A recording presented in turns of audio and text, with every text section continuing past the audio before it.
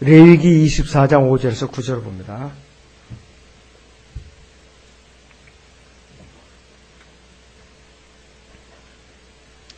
너는 고운 가루를 가지고 과자 12개를 굽되 과자 1개의 분량은 10분의 2로 하고 너는 주 앞 정결한 상 위에 한 줄에 6개씩 2줄로 그것들을 차려 놓을지니라. 또 너는 순수한 유향을 각 줄 위에 놓아 그것이 그 빵 위에 기념이 되어 주께 불러 드리는 제사가 되게 하라. 안식일마다 그는 그 빵을 주 앞에 계속해서 차려 놓을지니 이는 영원한 언약에 의하여 이스라엘 자손에게서 취하는 것이니라. 그것은 아론과 그의 아들들이 것이요 그들은 그것을 거룩한 것으로 먹을지니라. 이는 영속하는 규례에 의해 불러드리는 주의 제사 중에서 그에게 지극히 거룩한 것이라 하시니라.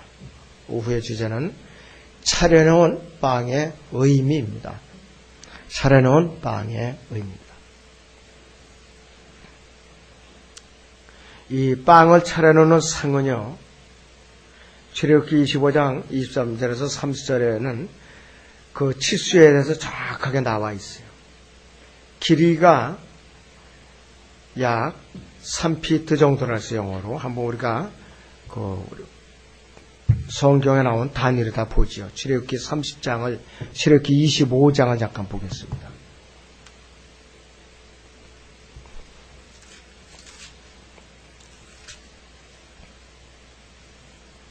23절부터 너는 시팀나무로 상도 만들 때 그 길이가 2큐빗이요. 그 너비가 1큐빗, 높이가 1큐빗 반이 되게 하라. 너는 그것에 순금을 입히고 주위에다 금태를 두를지니라. 너는 그 주위에 손바닥 너비만한 턱을 만들고 그 턱 주위에 금으로 태를 만들어 그것을 위하여 금고리 4개를 만들어서 네 발 위에 있는 네 모퉁이에다 그 고리들을 달고 고리들을 그 턱 반대 위치에 달아서 상을 매는 채들을 넣을 자리가 있게 하라. 또 너는 시팀나무로 채들을 만들어서 금으로 입히고 그것들로 상을 맬지니라. 너는 거기에 쓸 큰 접시들과 거기에 쓸 숟가락들과 거기에 쓸 덮개들과 거기에 쓸 대접들과 그 위에 덮는 것들을 만들되 순금으로 만들지니라. 너는 상 위에다 차려놓은 빵을 놓아 항상 내 앞에 있게 할지니라 그랬습니다. 길이가 2큐빗이고 너비가 1큐빗, 높이가 1큐빗 반 이렇게 나와 있어요. 그래서 이 상은 시팀나무로 만들고 이제 금으로다 입힌다고 그랬어요. 언약궤처럼. 그래서 이제 금태를 둘러가지고서 장식을 하는데 언약궤와 마찬가지로 이제 지구서 이동을 하기 위한 고리와 채가 있어요. 사람들이 있어요. 이동을 할 때 쓰겠고. 그래서 이 상 위에는 언약궤처럼 금태를 들어서 장식을 하는데 이 궤와 마찬가지로 고리와 채가 있다고 그랬어요. 그런데 이 상을 이제 이 상의 맨 위가 자비석, 지성소의 자비석하고 높이가 똑같고 또 성막에 들어가면 뜰에 번제단하고 높이가 똑같아요. 그러니까 번제단의 높이, 성소에 있는 이 차려놓은 빵의 그 상의 높이, 그 다음에 지성소에 있는 언약궤의 높이가 똑같은 거예요. 주님 안에서 똑같다 이거죠. 그건 뭐냐? 예수 그리스도 안에서 누구나 아무 영적으로 차별이 없이 동등하다는 것을 나타내는 동등하다 이것이. 너 누구는 귀하고 누구는 천하고 이런 것이 아니라 이것이. 자, 그래서 이 삼위일체 하나님을 상징하기도 하고 또 예수 그리스도의 갈보리 십자가 희생을 이제 상징하기도 하고 성도들 간에 또 이렇게 교제를 상징하기도 여러 가지 의미가 있어요. 그리고 여기에 뭐 쓸 접시들, 숟가락들, 덮개들, 대접들 이것이 있는 건 왜냐 하면은 차려놓은 빵이 시들지 않도록 관리를 하는 데 쓰는 도구들이에요. 두 번째는 상위에 차려놓은 빵이 있는데 이 빵은 어떻게 되느냐? 이렇게 35장이나 39장이나 민수기 4장 레위기가 본문에 이렇게 나오고 있는데 12개의 빵이 6덩어리씩 두 줄로 이렇게 배열되어 있어요. 두 줄로 배워야 되는데, 자, 이것은 무엇을 의미하느냐 이것이에요. 차려놓은 빵은 무엇인가를 보여주기 위해서 진열해 놓은 거예요. 보여주기 위해서. 근데 이 개혁성경에는 진설된 빵 이렇게 얘기를 한다 이거죠. 차려놓은 빵. 그런데 차려놓은 상태에 있는 빵을 누가 집어먹으면 죽어요, 그 사람. 항상 물려내어 놓은 것을 먹게 돼 있어요. 그것도 제사장만. 그런데 다윗은 일행은 그것을 갖다가 차려놓은 빵을 이제 물려낸 빵을 먹었어요. 그럼 그는 왜 안 죽었느냐? 제사장만 먹을 수 있는 거. 다윗은 완전히 예수 그리스도의 모형, 예표예요. 제사장으로서 왕으로서 손자로서. 그래갖고 그가 죽지 않았던 것이에요. 그래서 이 차려놓은 빵의 의미를 이해하기 위해서는 우리는 여러 가지를 생각을 해봐야 되는 것이에요. 그래서 이 빵의 이름은 하나님의 나타나심과 우리가 관련이 있어요. 하나님의 나타나심과. 하나님께서 나타나신 곳에는 이 빵이 위치할 장소는 성소가 아니라 빵이 바로 그 금으로 이제 제작된 그 상 위에 놓여진다 그랬어요. 하나님의 신성을 상징하는 거예요. 그 상에 금으로 다 입혔다고 그랬죠. 그리고 빵을 사람이 굽는 사실을 통해서 인간의 성품을 보여준다 이거예요.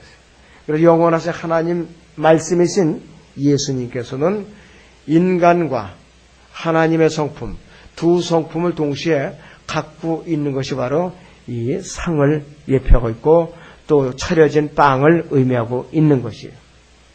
그래서 여기서 이 금태는 무엇을 의미하느냐? 아버지 하나님과 아들 하나님과 성령 하나님께서 일하시는 세계의 왕관을 상징하는 것이죠. 그런데 하나님의 왕관은 언약궤 위에 있는 하나님의 왕관은 뭐냐?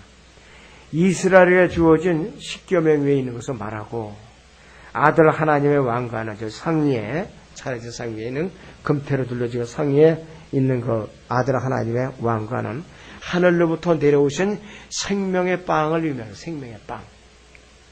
그 다음에 성령 하나님의 왕관이 있어요. 이것은 향을 피우는 금제단이 또 옆에 있어요. 그래서 말할 수 없는 신음으로 우리 성도들을 위해서 성령 하나님께서 부르짖는 장면을 예표하는 것이죠. 자, 그렇다면은 차려놓은 빵에 담겨진 영적인 진리들이 있어요.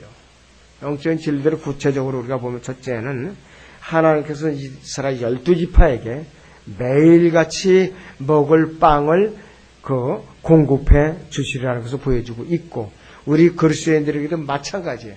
매일매일 우리에게 일용할 영적 양식을 공급해 주는 예표로서 우리가 알면 무난한 것이에요.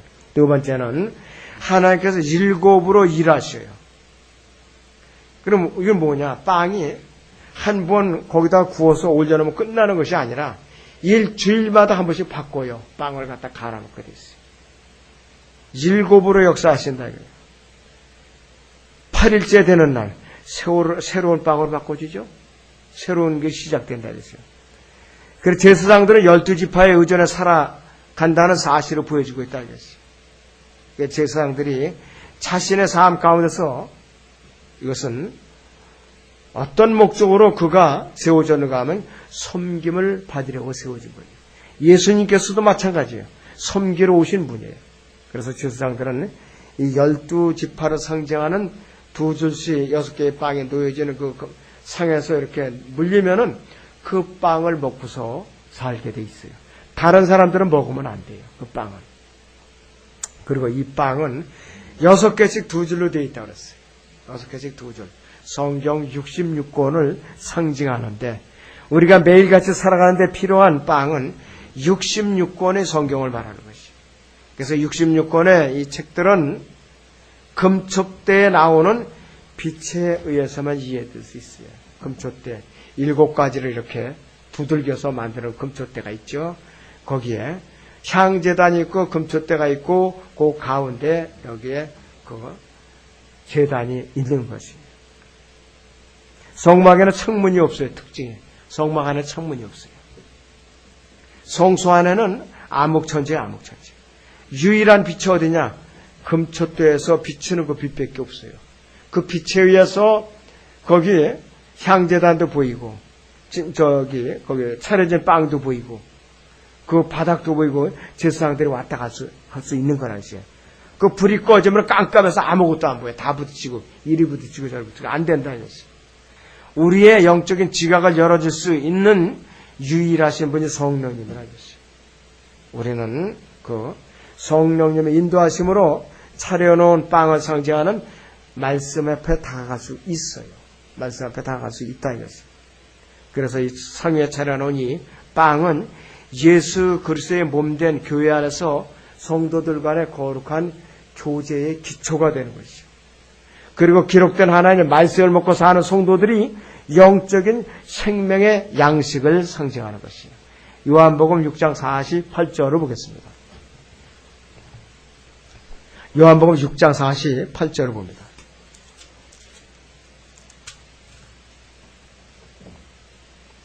자, 46절부터 50절까지 보죠. 아버지를 본 사람은 아무도 없으나 하나님으로부터 온 사람만이 아버지를 보았느니라. 진실로 진실로 내가 너희에게 말하노니 나를 믿는 사람의 영생을 가졌나니 나는 그 생명의 빵이라. 너희의 조상은 광야에서 만나를 먹고 죽었으나 이것은 하늘에서 내려온 빵이니 그것을 먹는 자는 죽지 아니하리라.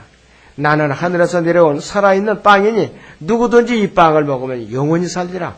또 내가 줄 이 빵은 세상의 생명을 위하여 줄 나의 살이라고 하시니라. 예수 그리스도를 의미하는 것이에요. 그리고 이 빵을 먹을 때는 앉아서 먹는 게 없어요. 성막 안에는 의자라는 게 없어요. 서서일이라고 되어 있어요. 제사장에 서서일이라고 되어 있어요. 예수님께서 다시 오실 때에 우리는 그분의 희생의 의미를 되새기면서 성도들이 서로 교제하고 서로 섬기면서 사는 것을 의미하고 이 세상에는 전혀 안식이 없다. 이거를 의미하는 거예요. 의자가 없다는 것은. 앉아서 쉴 그런 많은 데가 못 된다 이것이에요. 그래서 우리는 여기서 레위기를 잠깐 쭉 우리는 공부를 하죠. 레위기 24장 11절을 봅니다. 24장 11절을 보죠.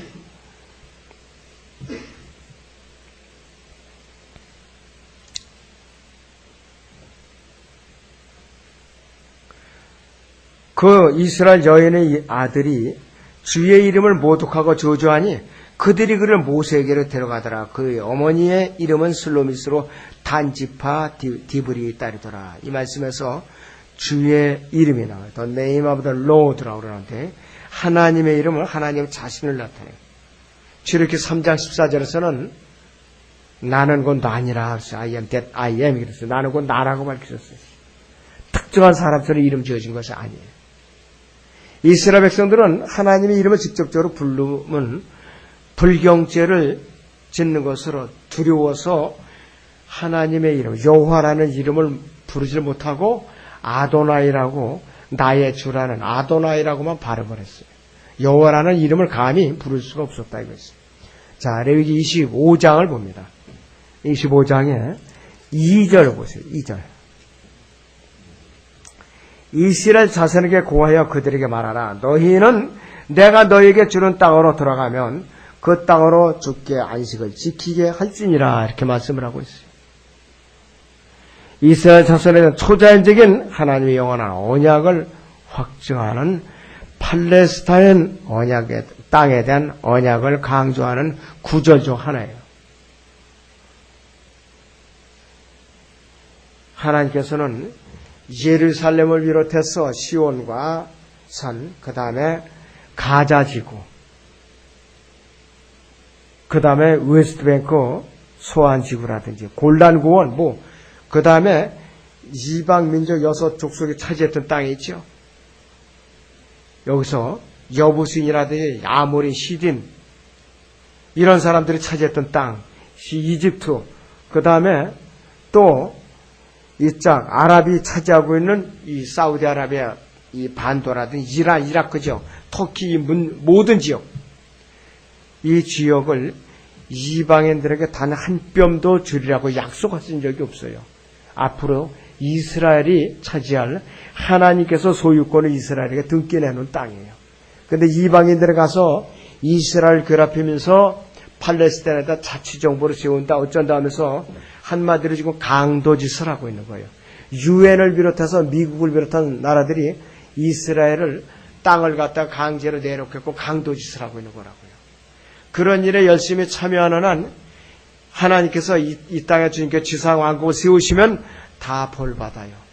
우리는 빈말이라도 그 이스라엘 땅 팔레스타인한테 돌려주시오, 이런 말을 거들어서도 안 돼요. 우리는 절대로 우리는 이스라엘을 불리하게 하는 그 얘기를 하거나 헐뜯는 말을 해서도 안 됩니다. 우리는 절대로 여러분들이 명심해야 됩니다. 그리고 성경에서 7이라는 것은 완전수예요. 이방인의 수는 이제 10인데 7은 이스라엘 수이고 그들에게는 아주 거룩한 숫자예요. 그 하나님께서 역사를 인식하시고 일하시는 방식이 7과 관련이 있다 이것이. 한 주간에 7일이고 우리의 세포는, 우리 의사분도 안 되겠지만은 세포의 수명은 7년마다 재생된다 그래. 7년마다 세포가. 자, 그리고 이 중세에 이름이 있는 화가들 있죠. 미켈란젤로라든지 다빈치, 레므란트 이런 사람들이 사용했던, 직구로 말하면 이제 크레파스에 해당이 되겠죠. 7가지 이상 쓰질 않았다고 그래요. 7가지. 우리는 7가지 색상과 음계도 7가지 음표, 그리고 레위기 23장과 25장에서도 7절기가 있어요. 7절기. 그래서 7은 하나님의 수인 3과 그 다음에 아버지 하나님과 아들 하나님과 성령 하나님 의미하는 3과 세상, 봄, 여름, 가을, 겨울을 상징하는 세상 수를 나타내는 4와 바로 결합된 수가 7이라 이것이요. 자, 그래서 우리는 언제든지 하나님의 운행하시는 세상에 대해서, 영혼에 대해서 우리가 가타부터 감히 간섭을 할 수가 없어요. 하나님이 이렇다면 우리 이렇다고 그래야 돼요.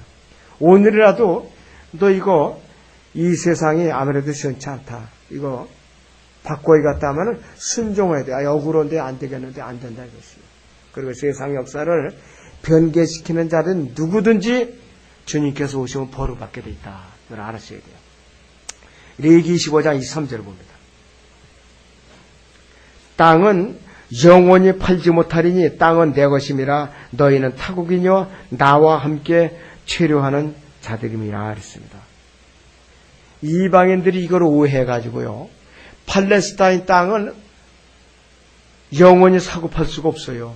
이스라엘 12지파끼리도 50년째에는 돌려줘야 돼요. 아무리 비싸게 사도.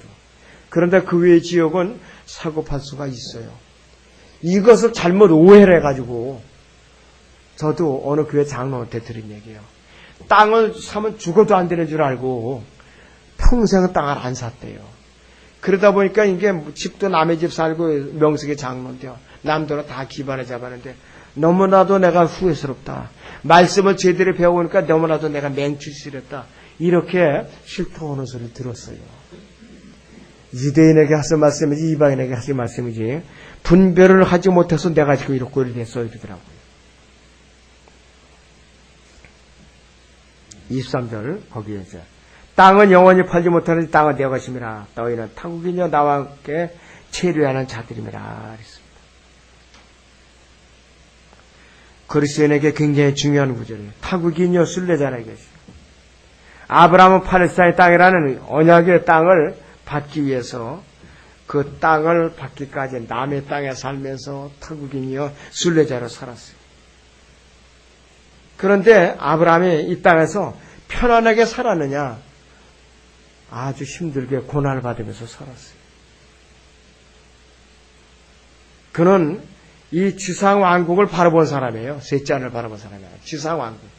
지상왕국에서 실제적으로 그 후손들에게 이루어질 이 지상왕국의 도성을, 세루살렘 도성을 바라봤던 사람이지, 셋째 아내는 우리가 세루살렘을 바라봤던 사람이 아니에요. 우리하고 아브라함하고는 이 보는 관점이 달랐어요. 그에게는 눈에 보이는 그 도성을 바라봤고, 우리는 눈에 보이지 않는 셋째 하늘에는 새 예루살렘을 바라보고 사는 사람들. 그것이 우리하고 다른 것이에요. 다르다 이것이. 자, 그런데 우리가 이 땅에서 타국인으로서 체류자로서 살지 않고 도피자와 유랑자로서 산다면은 이거는 완전히 도망병과 똑같아요. 유업도 없고 보상도 없어요. 그러니까 죄를 짓고 카인과 같이 도피하면서 유랑 생활하는 것이 바로 도피자와 유랑자 생활이에요. 그리스도인으로서 이런 자세를 살고 있다면 그건 도둑놈이에요. 내가 확실히 예수 그리스도 안에 있는가? 그렇지 않았으면 카인과 같이 악인의 후예로서 아직 거듭나지 않았는가?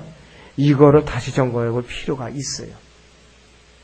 타국인으로서 체류자로서 산다면 기쁨으로서 우리는 살아야 돼요. 잘 우리는 살아야 된다 이것이. 자, 그래서 우리는 언제든지 주님을 바라보면서 이 세상에서 믿음의 고삐를 늦추면 안 됩니다. 예수님께서도 빌라도에게 신문을 받았을 때에 나의 왕국이 여기에 속한 것이 아니라고 분명히 말씀하셨어요. 이 요한복음 18장 36절을 보겠습니다. 요한복음 18장 36절을 보겠습니다.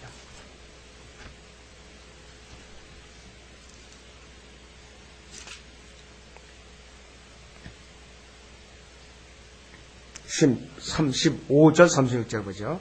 빌라도가 대답하기를 내가 유대인이냐 너희 민족과 저소원임 제사장들이 너를 나에게 넘겨주었느냐 네가 무엇을 하였느냐고 하니 예수께서 대답하시기를 나의 왕국은 이 세상에 속한 것이 아니니라. 만일 나의 왕국이 이 세상에 속한 것이라면 내 부하들이 싸워서 나를 유대인들에게 넘어가지 않게 하였을 것이라. 그러나 지금은 나의 왕국이 여기에 속한 것이 아니니라고 하시더라. 때가 아직 안 됐다. 나의 왕국을 세울 때가 아직 안 됐다 이 말씀.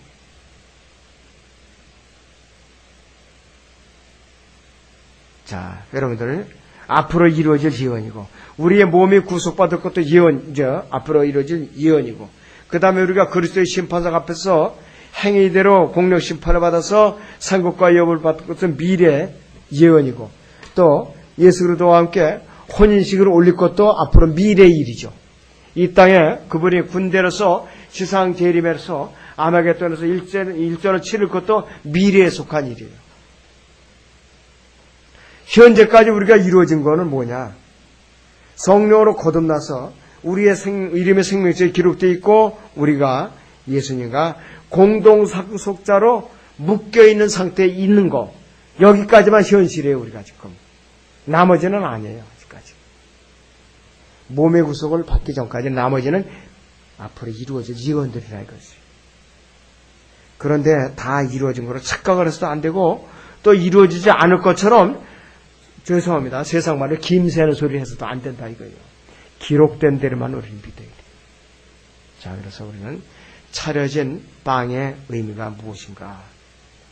우리가 예수 그리스도 안에서 진실한 진정한 교제와 깊은 관계가 있다는 것을 명심을 또 해야 됩니다. 기도하겠습니다.